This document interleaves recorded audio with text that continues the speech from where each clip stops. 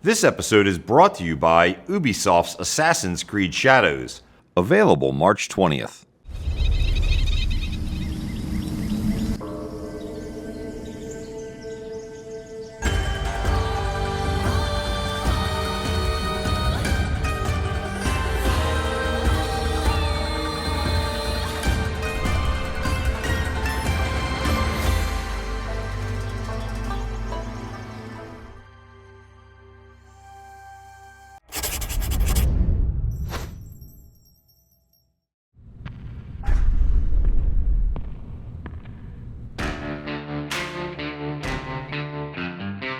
I'm Kerry Stagmer, and we are the Blacksmiths of Baltimore Knife and Sword. We're going to be building some of your favorite things and fantastic objects you've never seen before. This is Man-at-Arms, Reforged.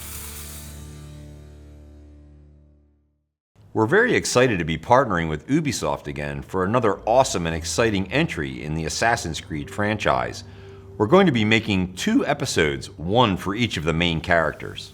Our second video will feature Yasuke and his katana and wakizashi, while this video focuses on Naoe and her multifaceted Kusarigama. Assassin's Creed Shadows marks the rebirth of stealth for the franchise. Naoe is the deadliest assassin to date. One of her signature weapons is the Kusarigama. Kusarigama means chain sickle, and while yes, it is a sickle with a chain attached, it's so much more than that.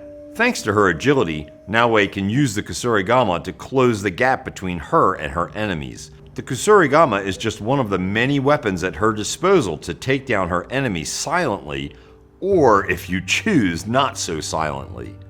From the small decorative pieces on the sickle and handle, all the way down to the counterweight at the end of the chain appearing to be an egg held by a talon, the Kusarigama is a very cool and unique weapon. For this piece, we're going to start with cable Damascus, which will create a beautiful pattern in the blade of the sickle itself. The guys will start this process off in the forge.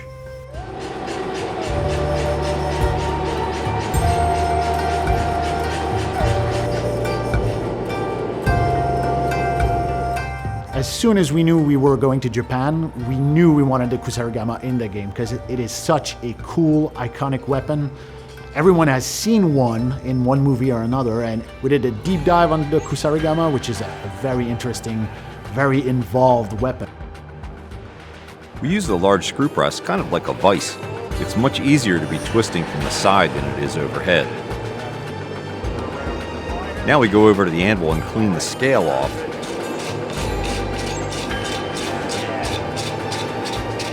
Add some flux to the surface. This will allow us to get cleaner welds as we begin to reduce this down to something we can make a blade from. Okay, now that we got it back in, as you can see, I have rose-colored glasses. These allow me to look directly into the forge, and I can see exactly what color everything is. So I'm looking for shadows in there where it's darker, where it's not a homogeneous color. It tells me where it's dark. Maybe I need to flip it over, which I'm just going to do now.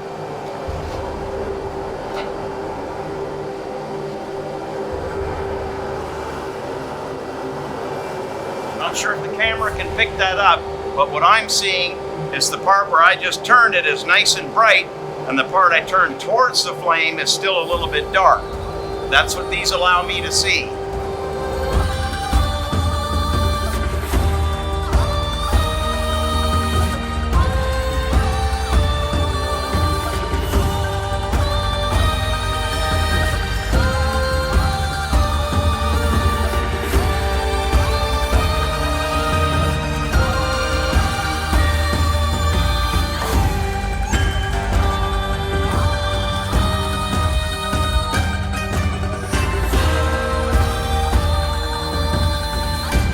Kevin now goes to the power hammer with a hot cut and takes the ends off of this billet.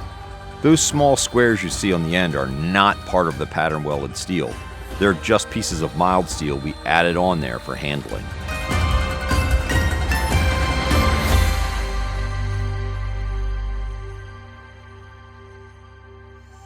So there's two ways to use the Kusarigama in the game. One button gives you single target attacks with the sickle in the left hand, so it's very good at close range. The sickle doesn't have a lot of range to it.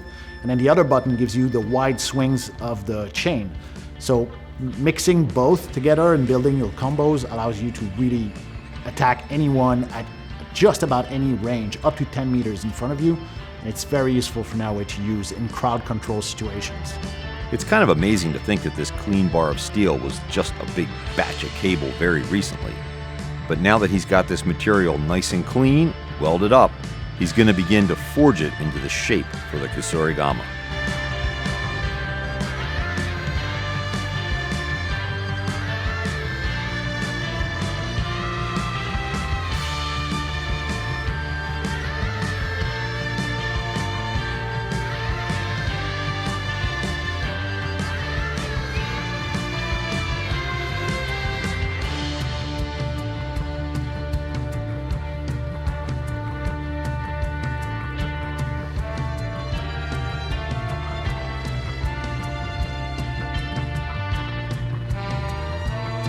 It looks like this blade's going to be a bit long, so he goes back to the hammer with the hot gut and takes the excess off.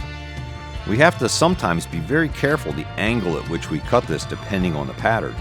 But with cable, everything is random, so we can just cut it straight off and go directly to the forging.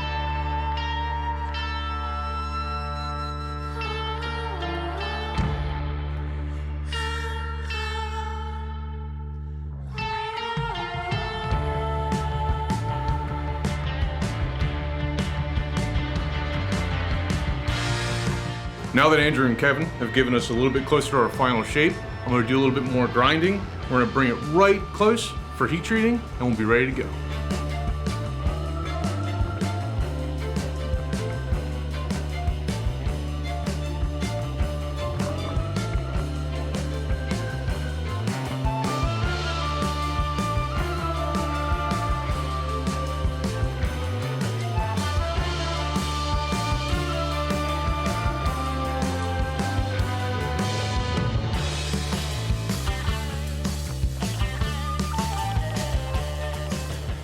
The detail work is always the most time-consuming aspect of this type of work.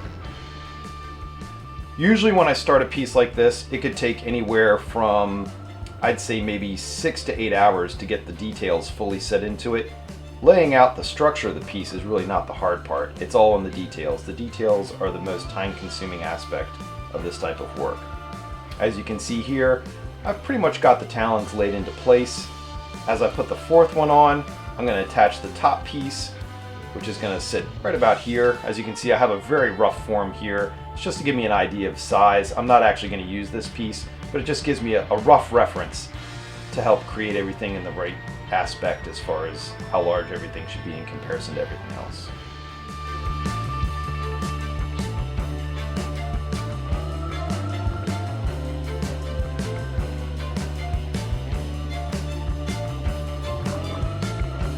In another 10 or 15 minutes, it should be finished, and it'll be ready for us to make a mold of it to be ready to cast.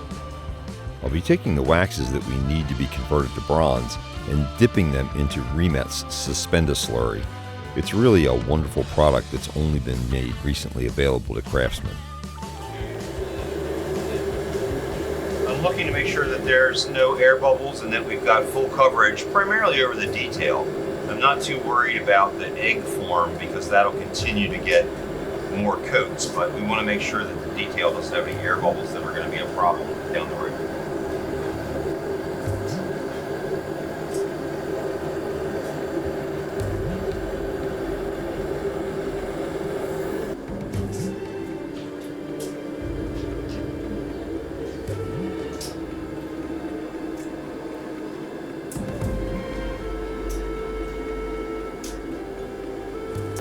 Continue to let this drip until there is nothing else really falling off of it. Honestly, that's more about conserving the material for later. It's fairly expensive, and we will come back for multiple coats and then sand coats later on.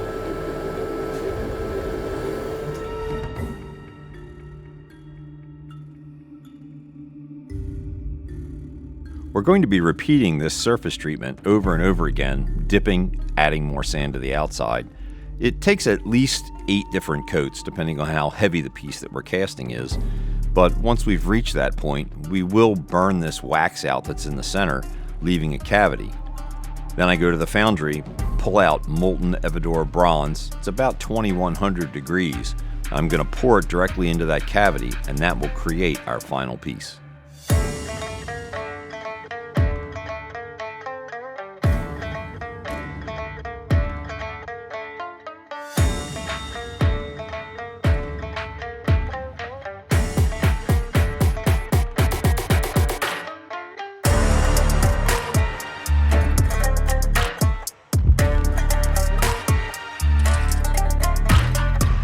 Working in the charcoal forge, Gary is able to bring this blade up to a fairly even heat.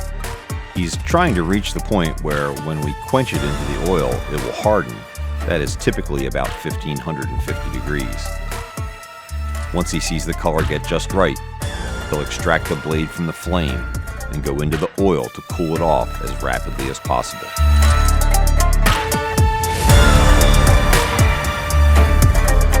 We're using oil rather than water for this quench. One of the things about water, which is how we create that hamon line or the temper line that you see in a sword, is that it's very risky. When we're working in oil, we know that we'll get it right every time.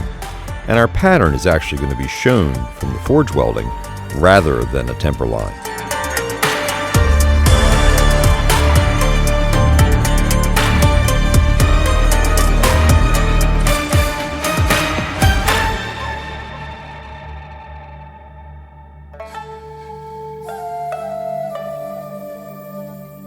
We're going to start doing some embellishment work on the bottom portion of the handle for the Kusarigama here at the knife wheel.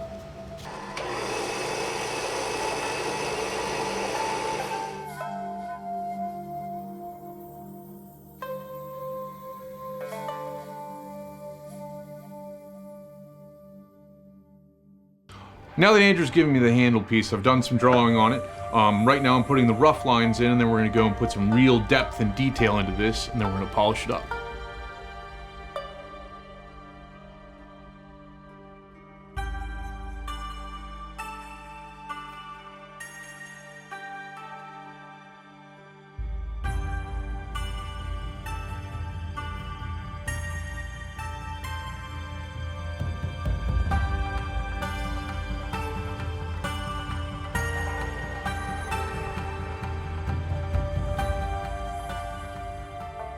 Now that Kerry's done a whole bunch of machining for me, he took a piece of block, he spun it, and now he's cut a slot in here for the blade of the Kusarigama. Just fit right in there like that.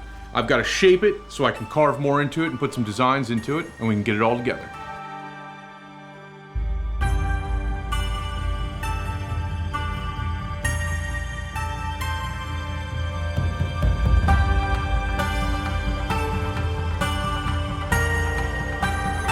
Whenever we get to work on special projects like this one for Ubisoft, all of the guys in the shop get excited and really come through, and it becomes a true team effort.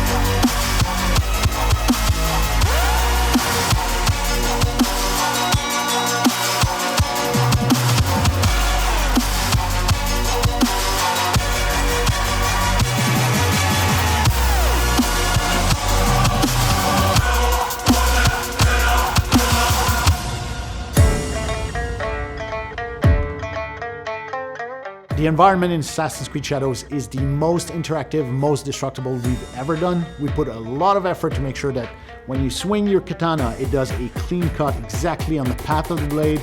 You can pierce things with throwing daggers. You can break stuff with the Kusarigama. It's a lot of fun and yeah, not to be slept on.